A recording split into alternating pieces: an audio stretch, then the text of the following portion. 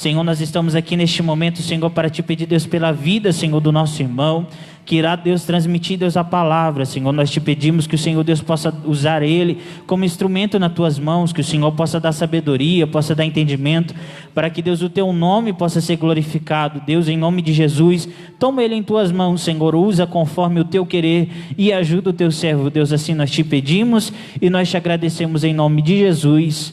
Amém.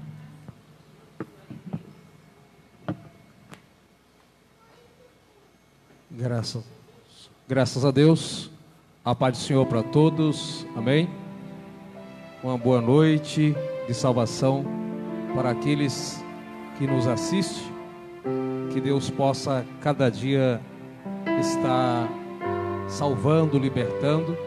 Agradeço o convite, ou melhor, a oportunidade que recebi nessa noite para falar a palavra de Deus mais uma vez. Deus abençoe nosso irmão Silas, né? Deus abençoe a todos em nome do Senhor. Abra sua Bíblia no segundo livro das Crônicas, capítulo 7 e o versículo 14. Segundo livro das Crônicas, capítulo 7 e o 14.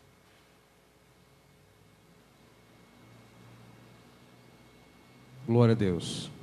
Os irmãos encontraram. Você em sua casa tem a oportunidade também de usar a sua Bíblia para juntos adorarmos ao Senhor. Diz assim a palavra de Deus: e se o meu povo, que se chama pelo meu nome, se humilhar e orar e buscar minha face e se converter dos seus maus caminhos, então eu ouvirei dos céus, perdoarei os seus pecados e sararei a sua terra. Apenas até aqui no momento. Queridos irmãos, esta é uma palavra muito forte e bastante citada, principalmente nesse período de crise que nós estamos vivendo. Sabemos que todo ser humano, por natureza, é propenso ao erro, tem inclinações para coisas que não agradam a Deus. Temos a natureza pecaminosa que adquirimos através da rebelião de Adão e da sua esposa lá no início da raça humana. E Deus, que é conhecedor de todas as coisas, Ele sempre nos alerta continuamente a questão das nossas debilidades e de nossos fracassos, da probabilidade que nós temos para errar. Algumas pessoas se estribam e quando se sente segura de si mesmo por causa de algo espiritual que tem adquirido diante de Deus, imaginam, e isso é demonstrado pelos comportamentos e pelas palavras, como se fosse alguém invencível, alguém que jamais cairá. Algumas pessoas pensam que têm a possibilidade de viver a vida inteira só fazendo o que agrada a Deus e sem nenhum problema com quedas. Essa deve ser a nossa meta, o nosso objetivo, nos dedicarmos a Deus e lutarmos para não pisar na bola, como diz a gíria. No entanto, nós não temos nenhuma garantia que jamais venhamos cair. Nós temos um Deus que está conosco todos os dias, mas o lado humano, com a sua probabilidade para o erro, faz com que muitas vezes nós nos escorreguemos. É só analisarmos a história de homens famosos como Noé, Abraão, Davi, o próprio Jó, que as pessoas não analisam o contexto, apenas o princípio do seu sofrimento. Algumas vezes eles erraram, foram alguns castigados e punidos, e outros repreendidos por Deus por causa dos seus erros.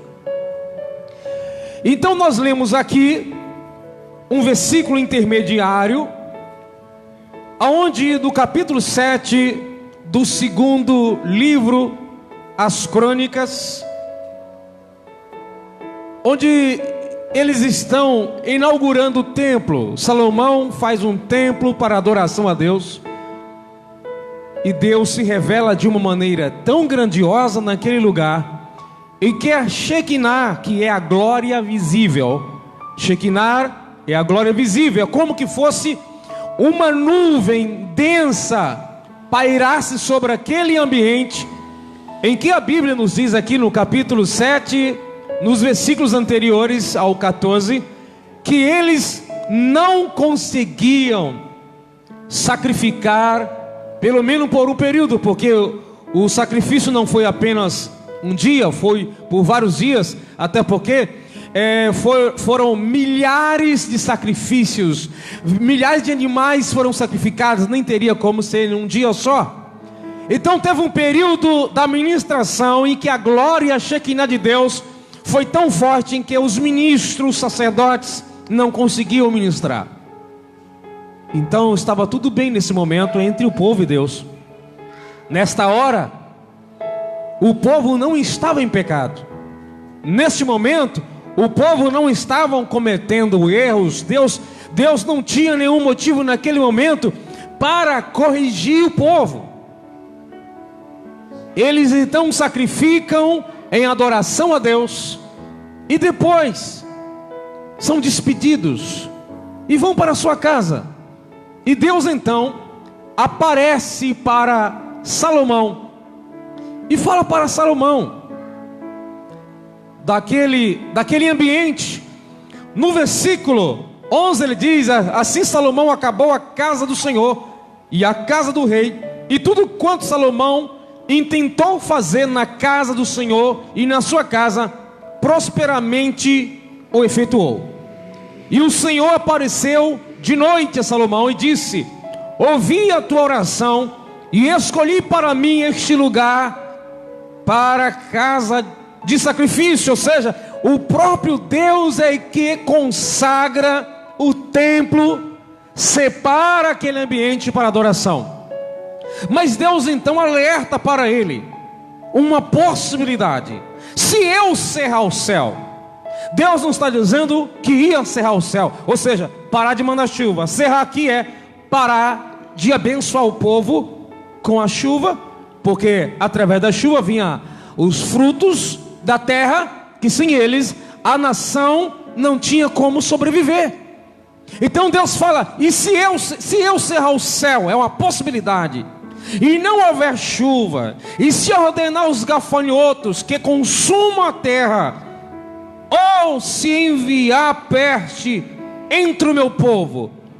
Deus está dizendo o seguinte: e se eu cerrar? Para ele mandar pragas, ele estava dizendo, em outras palavras: olha, eu recebi a oração de vocês, eu abençoei esta casa, eu consagrei esta casa, mas se futuramente vocês pecarem contra mim, eu vou cerrar os céus.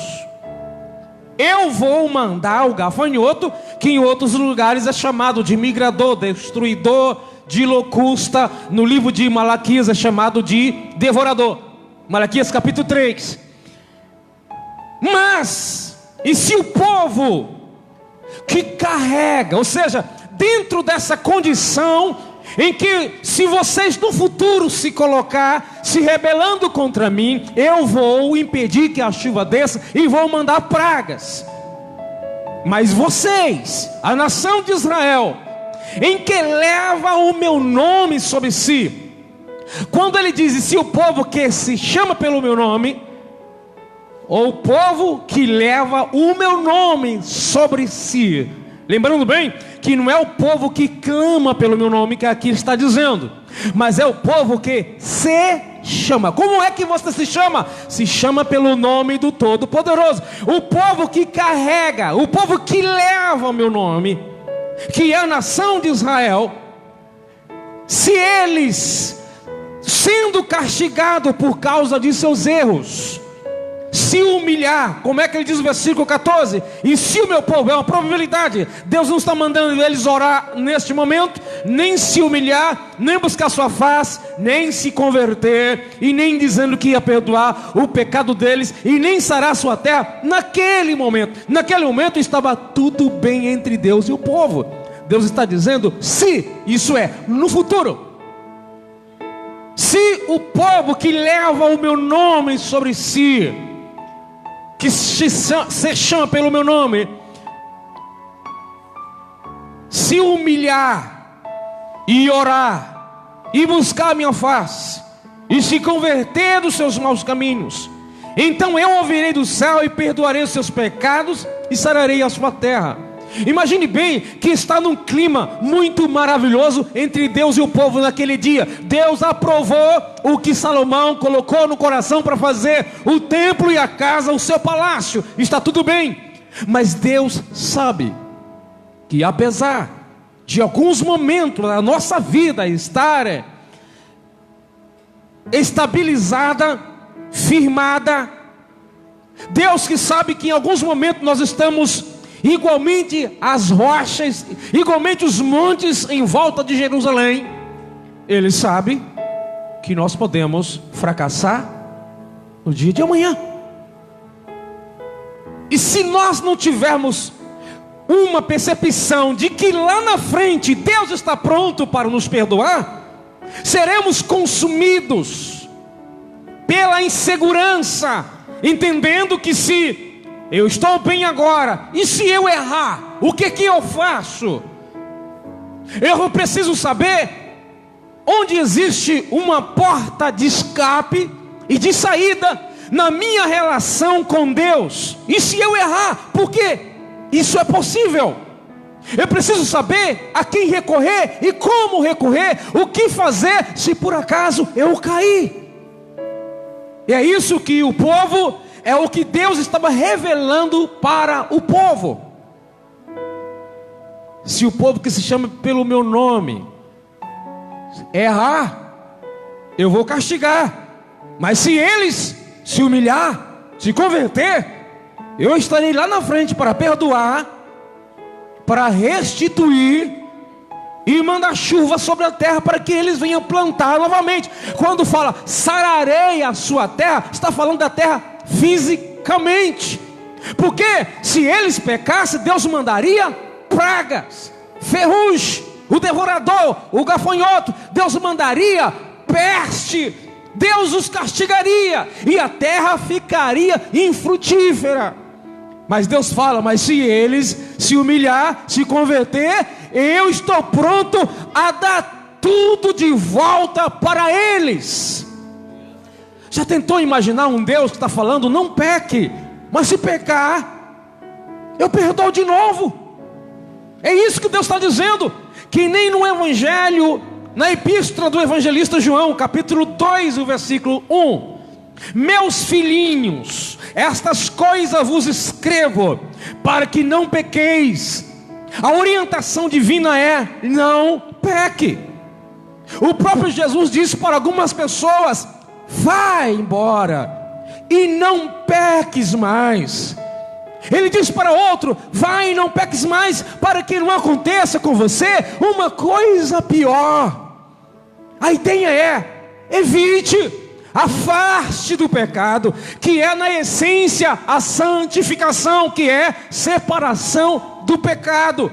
Então João, dentro do conteúdo da sua epístola, ele dá continuidade, do capítulo 1 ao capítulo 2, ele dá continuidade dizendo: meus filhinhos, estas coisas vos escrevo, que é o que está no capítulo 1, e ele continua no capítulo 2, para que não pequeis. E se alguém pergunta: João, agora eu conheço a verdade, eu tenho o Espírito Santo, e se eu pecar, o que é que eu faço? E se eu errar? E se eu cair? Ele responderia então: e se alguém pecar ou vier cometer pecado? Não está dizendo viver na prática do pecado, mas se por acaso violar a palavra de Deus, por causa da probabilidade que existe nisso, se alguém pecar, temos um advogado para com o Pai, Jesus Cristo, o justo. Essa mensagem é a mesma essência de Crônicas: eu castigarei, mas se vocês se humilhar, eu perdoarei. Se essa consciência não existir na mente daqueles que servem a Deus, quando este errar, será consumido de tristeza, de turbulência interna, porque vai ficar com medo de Deus, vai ficar fugindo de Deus, porque eu errei, agora Deus está à minha procura para me destruir. Mas quando nós olhamos, tanto no Antigo como no Novo Testamento, Deus se revela de forma gradativa e talvez diferenciada, mas Ele está sempre dizendo: eu estou lá no caminho. Se você se desviar e depois voltar para o caminho, eu estarei indo ao teu encontro lá na frente. Não tire a vida, não cometa suicídio por causa dos teus pecados. Não fique pensando: não vale a pena congregar porque eu pequei. Porque Jesus morreu na cruz e o seu amor não tem fim. Imagine bem, irmãos, se Jesus disse que é para eu perdoar o meu irmão que vier contra mim, quantas vezes? 70 vezes 7. Imagina se ele falasse: agora eu só perdoo vocês uma vez. Ele estaria se colocando no nível inferior a nós. Se o ser humano não tem, quando ele diz 70 vezes 7, ele não está dizendo no sentido quantitativo, numericamente 490 vezes, é isso mais ou menos que dá? Não é isso que ele quer dizer, porque ele quer dizer o seguinte: essa ideia de acontecer em um só dia. Se meu irmão pecar contra mim num dia, quantas vezes eu devo perdoar? 7 vezes? Que naquela época a regra tradicional era 3 vezes. Pedro, mais otimista, fala 7. Jesus fala: não digo 7 vezes, mas 70 vezes 7. Isso é, não tem limite para se perdoar. Deus é tão misericordioso que Ele mesmo diz em suas palavras, através de Jeremias, em Lamentações, que as misericórdias do Senhor são a causa, está no plural, de não sermos consumidos. E esse consumido de Lamentações não é consumido pelas intempéries da vida, não é pelos desastres, não é por Satanás. Lá, se você analisar, está dizendo o seguinte: o nosso pecado deixa Deus irado, e Deus se ira a ponto de nos destruir. Mas Ele é tão misericordioso que essa misericórdia é a causa de continuarmos vivos. Porque se Ele não fosse misericordioso, se a sua misericórdia tivesse um limite, tivesse fraqueza, tivesse vencimento, tivesse validade, estaríamos todos perdidos. Mas sua misericórdia, ela é nova todas as manhãs. Ela não renova, porque para renovar tem que envelhecer. As misericórdias do Senhor são novas, não é renova, elas são novas todos os dias. Isso não é para nós nos sentirmos confortados e pecar contra Deus, porque a orientação é não pecar. Mas Deus sabe que uma hora ou outra você acaba pisando na bola. Então o que fazer? É correr para os braços de Jesus com o pecado e tudo. Não é deixar o pecado fora, não é lá em casa, no trabalho, lá na rua, não. Jesus disse em Mateus: vinde a mim, todos que estáis cansados e oprimidos. Em outra versão fala assim: sobre encarregado, que vem aqui, que está com sobrecarga, está se arrastando de peso no mundo espiritual. Vinde a mim, sem o pecado, abandona o pecado, deixa lá fora, não. Vinde a mim, os que estão sobre si os pesos do pecado, que eu aliviarei. Venha com fardo, venha para Cristo com pecado e tudo. Não queira se libertar por si mesmo, vá até Ele com o pecado e tudo, e Ele tirará de sobre os nossos lombos todo o fardo, e nos dará um jugo suave, que é como se fosse uma canga nas nossas costas, e um fardo leve que está sobre o canto desse jugo. É suave, não vai ferir os lombos, assim como o pecado causa. E o fardo que eu vou dar para vocês é leve. Você terá capacidade dada por mim de carregar o fardo, e não vai ser algo tão pesado. O próprio João, o apóstolo, diz que os mandamentos de Deus não são pesados. O que nos faz sentir algo como peso, o que Deus nos dá, é como nós encaramos a pessoa de Deus no seu relacionamento para conosco. Então, queridos, você que nos ouve, que nos assiste, se errou, se pecou, Jesus está de braços abertos para te receber outra vez. Mas eu pequei mais de 2 vezes. Volta para Ele, mas esta vez Ele vai te perdoar. E se eu pecar de novo, lute para não cometer erros, mas se errar e se arrepender, a Bíblia nos diz: aquele que confessa e deixa, alcança misericórdia. Essa é a consciência que o ser humano precisa ter, que ser cristão não é possuir uma vida de perfeição. Ser cristão é viver em santificação. Mas essa santificação, que é a separação do pecado, não é um estado de perfeição. Porque no livro de Efésios, o apóstolo Paulo, falando sobre os ministérios, ele capítulo 4, se não me falha a memória, a partir do 12, ele fala que o ministério foi dado para o aperfeiçoamento dos santos. Então isso quer dizer que os santos precisam ser aperfeiçoados. E quem é que aperfeiçoa?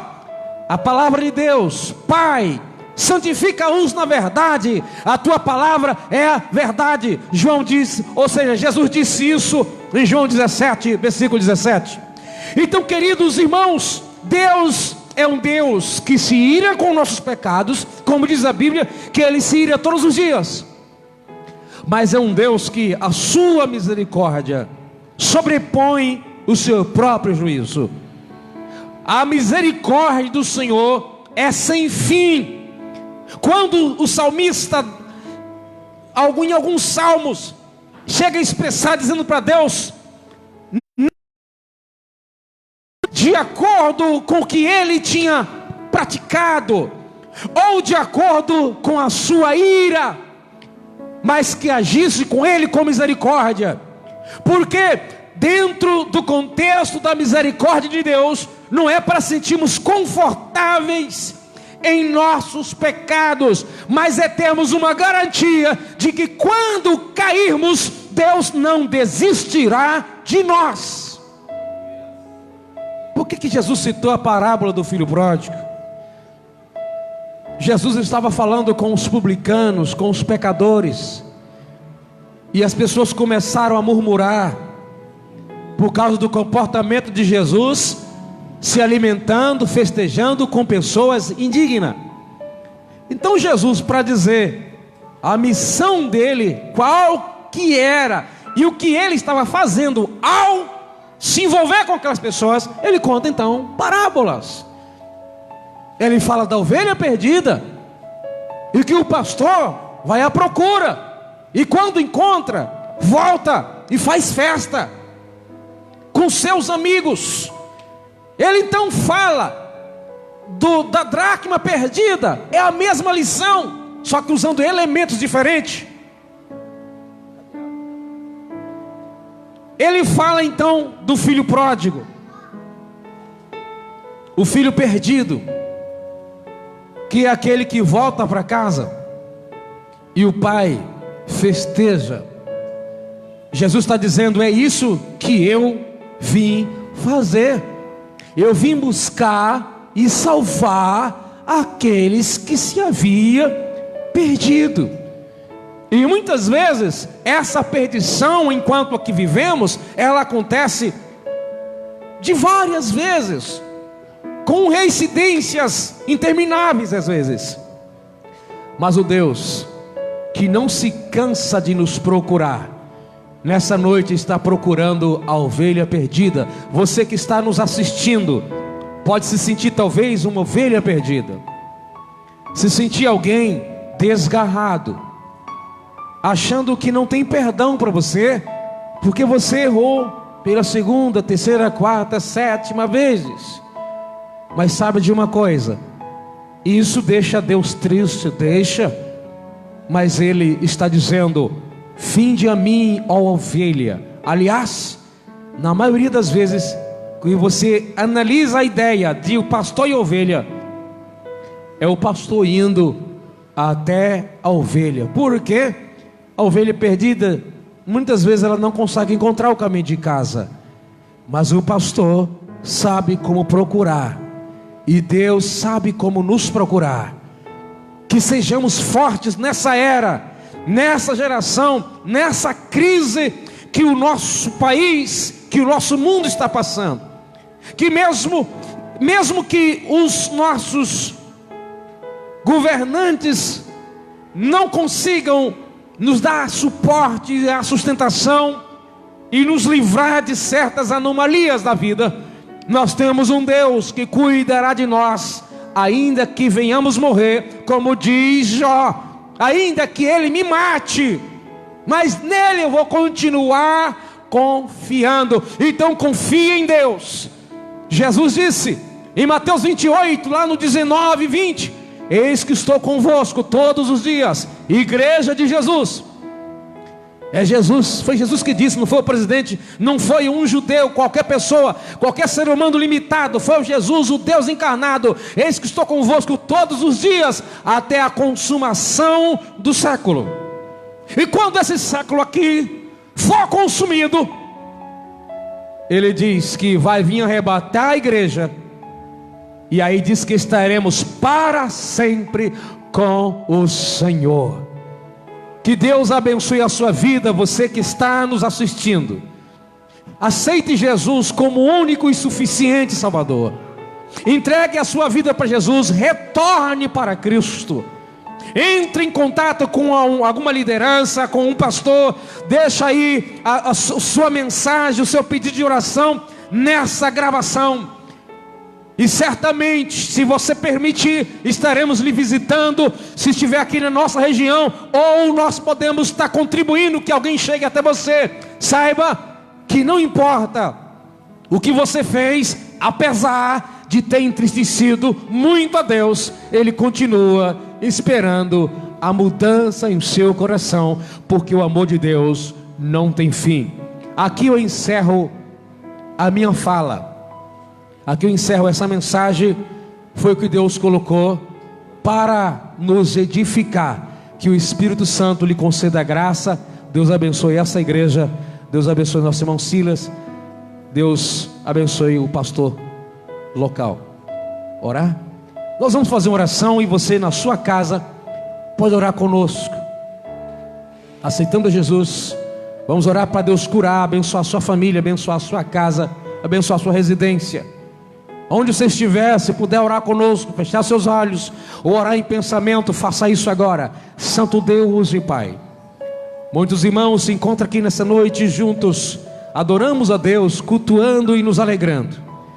Tem aquelas pessoas que estão nos assistindo até este momento, Que a graça e a misericórdia do Senhor venha acompanhar essa casa, essa família, este homem, esta mulher, este jovem, este pastor, essa autoridade.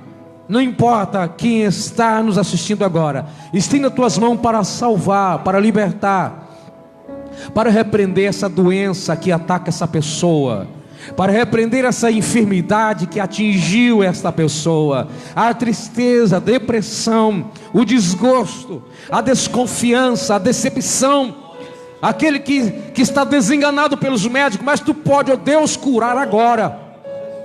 Tu podes, ó Senhor, libertar este homem, esta mulher que nos assiste agora, onde ele estiver agora, em outro país, em outro estado, em outro município, sendo cristão ou não, sendo conhecedor da tua palavra ou não. Salva esta alma, esta vida, este homem, esta mulher.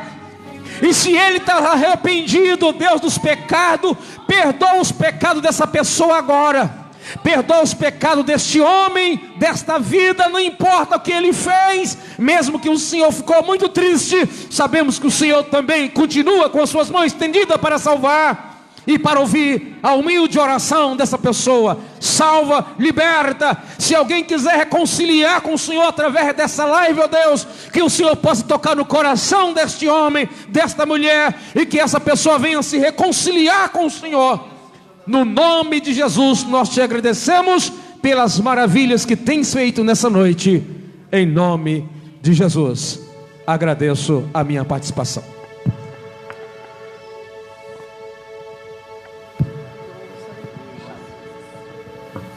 Glória a Deus.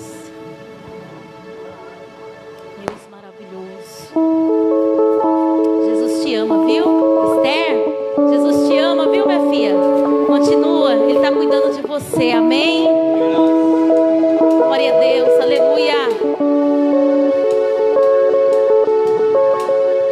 Tem ciúmes de mim, o seu amor é como um furacão, e eu me rendo ao vento de sua misericórdia.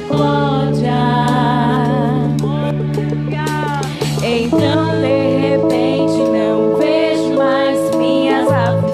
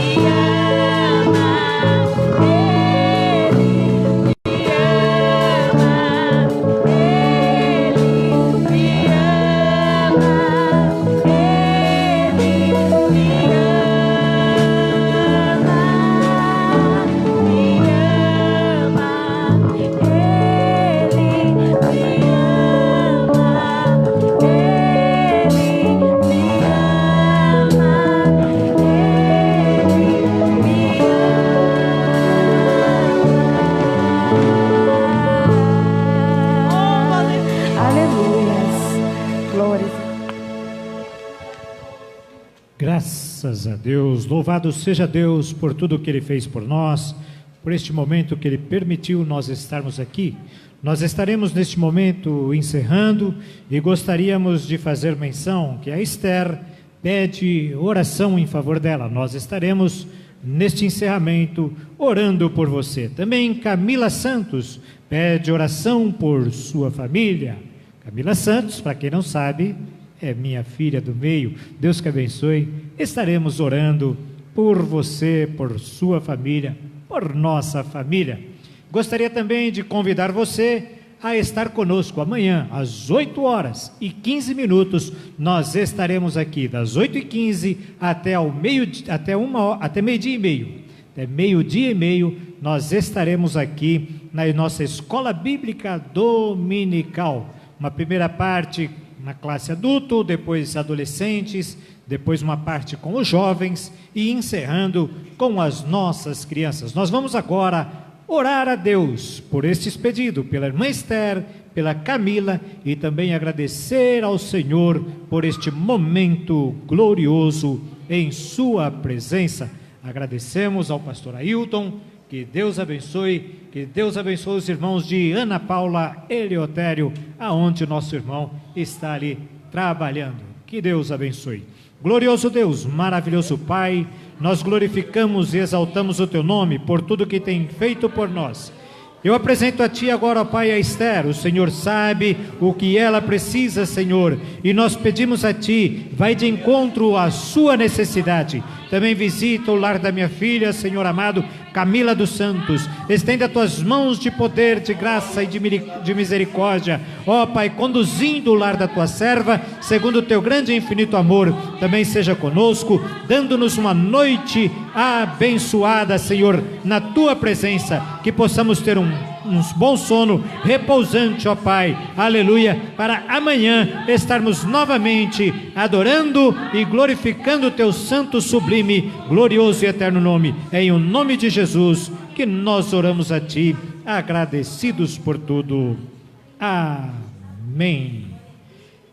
Que a graça de nosso Senhor Jesus Cristo, o amor de Deus, a comunhão do Espírito Santo esteja com todos vocês. Amém.